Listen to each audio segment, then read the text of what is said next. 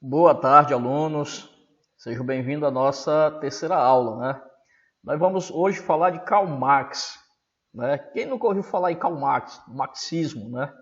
Uma corrente que tem sido duramente criticada, né? Agora desse novo governo, né? Se vê Karl Marx como um vilão do socialismo, né? Do comunismo. Então, para esse pessoal de direita, Karl Marx representa o quê? O comunismo. Mas o estudo de Karl Marx influenciou várias áreas da ciência, das ciências sociais, né? Então, Karl Marx, ele foi um filósofo e revolucionário socialista alemão, criou as bases da doutrina comunista, onde criticou o capitalismo. Sua filosofia exerceu influência em várias áreas do conhecimento, tais como sociologia, política, direito e economia, né? Aí nós temos aqui um pouco o nome é Karl Reich Marx, Reich Marx. Ele nasceu na Renânia, província do sul da Prússia, um dos muitos reinos em que a Alemanha estava fragmentada. Ele nasceu no dia 5 de maio de 1818. Então é uma figura importantíssima. Karl Marx, né? É um importante filósofo que combate esse sistema capitalista. Ele combate veementemente esse sistema capitalista. Inclusive, em sua obra O Capital, Marx ele expõe a lógica do processo de valorização do capital, isto é, como o capital se reproduz com base na exploração do trabalho, né? Aí ele fala aqui de luta de classes sociais, né? Olha só, o que é que Marx diz? Marx é a divisão de classes sociais. Como é que se dividiu as classes sociais? Essa divisão, gente, ela é fruto de um processo histórico de luta, onde um grupo social torna-se dominante e subjuga os interesses dos demais. Quem é esse grupo aqui? Para Marx, Marx observou que a burguesia, a classe capitalista, tornou-se dominante, derrotando, primeiro, a nobreza e instaurando um novo tipo de sociedade. Como nós percebemos aqui, ao longo de sua ascensão, a burguesia ela passou a determinar as formas de governo, né? A gente viu que ela começou a influenciar na política, na cultura, né? Forma de governo, a cultura e a política.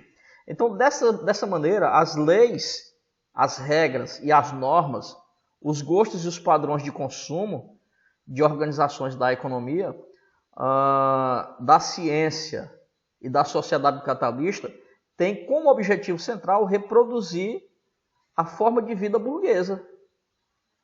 Então, a nossa política econômica, ela há uma tentativa de reproduzir exatamente esses interesses burgueses, né? Ou seja, a sociedade capitalista tem como objetivo central reproduzir essa forma de vida que eles têm, né?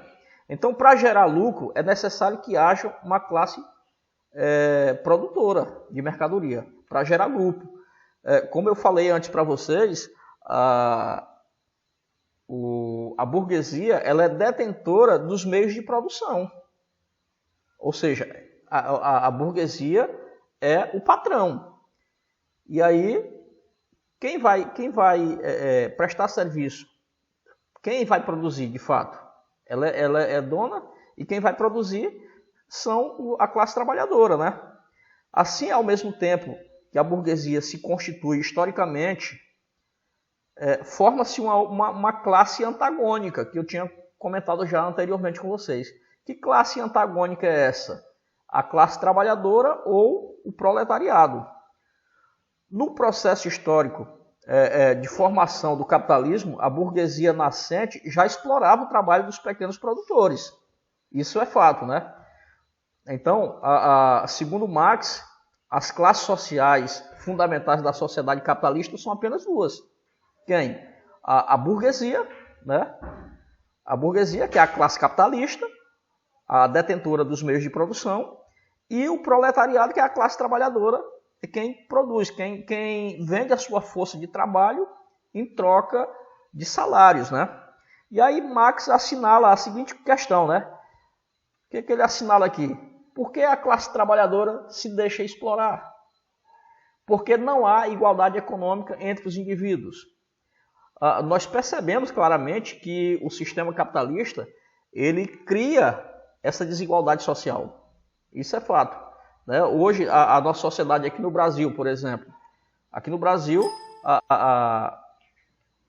os recursos, né, as riquezas estão concentradas de 5% da população. Enquanto os outros 95%, né, é a classe trabalhadora, é a classe menos favorecida. Então, o sistema capitalista ele é um sistema cruel, né? É um sistema cruel, porque ele se baseia na exploração do trabalho. Como eu falei antes para vocês lá, com a Revolução Industrial, que surge o proletariado, aí começam as greves, né? As manifestações, essas greves.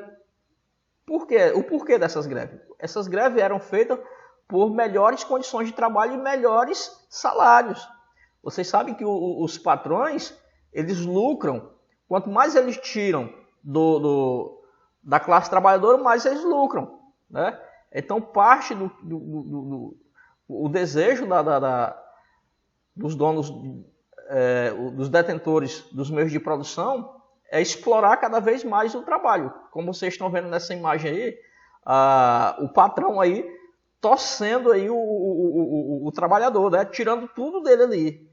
Então o lucro, vocês podem ver, se vocês observarem nessa imagem, eles torcendo ali o trabalhador e caindo umas moedas, né? Quer dizer, quanto mais eles espremem, quanto maior a carga de trabalho do trabalhador, mais o patrão vai lucrar. Isso representa o quê? O capitalismo, né? Isso é a representação do capitalismo. Por que não há igualdade econômica entre os indivíduos, né? O que é que Marx fala aqui? Segundo Marx, ao longo da história, a formação da classe trabalhadora advém da expropriação dos seus meios de produção, né? Isto é, da apropriação por outros de suas terras, de suas ferramentas e de suas casas e seus locais de trabalho. A burguesia, ela utilizaria seu poder econômico, o controle político e do exército para se apropriar dos meios de produção de produtores livres e forçá-los a vender o seu trabalho em troca de um salário para poder sobreviver, formando assim o proletariado urbano.